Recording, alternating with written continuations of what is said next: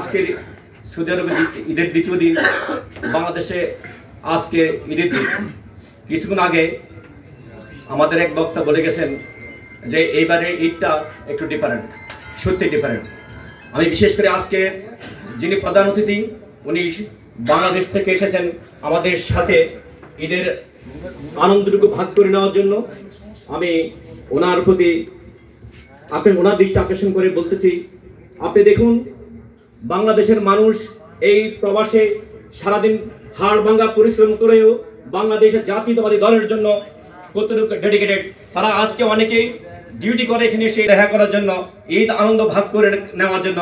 আপনারা যারা বাংলাদেশে রাজনীতি করেন, আপনারা এই কথাটা একটু মনে রাখবেন, আপনারা চেষ্টা করবেন।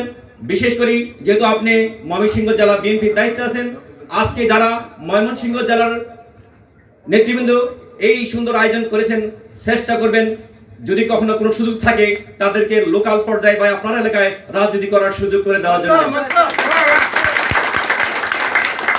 এই মানুষগুলি কখনো বাংলাদেশের চাঁদাবাজি করবে না। আমরা যা দেখেছি গত 17 বছরে আওয়ামী স্বৈরাচারের লোকজন মানুষের কাছ থেকে চাঁদাবাজি করে দেশে রাজনীতি করেছে, কিন্তু আজকে যারা দেখেন যে তরুণরা, যে রাজনীতিবিদরা প্রবাসে পরিশ্রম করে বাংলাদেশে রেমিটেন্স পাঠায়, এরা কখনো বাংলাদেশ থেকে দুর্নীতি করবে না, এরা চেষ্টা করবে দেশকে কিছু করার জন্য। তাই আপনার প্রতি অনুরোধ থাকবে, আপনি যদি কখনো সুযোগ আসে এদেরকে লোকাল পর্যায়ে রাজনীতি করার সুযোগ করে দিবেন। এদের মাধ্যমেই দেশের উন্নতি হবে, এলাকার মানুষের উন্নতি হবে। বিশেষ করে আপনার প্রতি দৃষ্টি আকর্ষণ করছি, আপনার পার্শ্ববর্তী বসা একজন মানুষ, বৃহত্তর ময়মনসিংহের, বিশেষ করে আমাদের এই সৌদি আরবস্থ ইস্টার্ন প্রভিন্সের যিনি অভিভাবক, দল মত নির্বিশেষে সবাই অনেক সম্মান করে।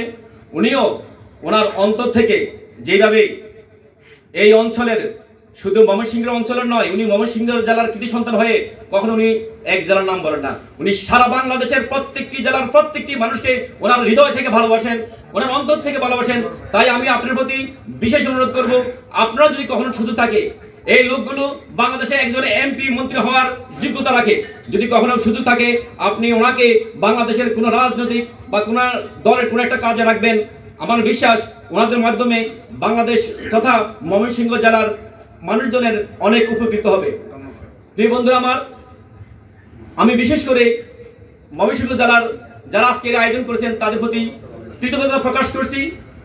বিশেষ করে অনেকদিন পর আমরা দাম্মামের যে বাংলাদেশ জাতীয়তাবাদী দলের যে রাজনীতিবিদ, আমরা আসলে একত্রিত হতে পারছি না।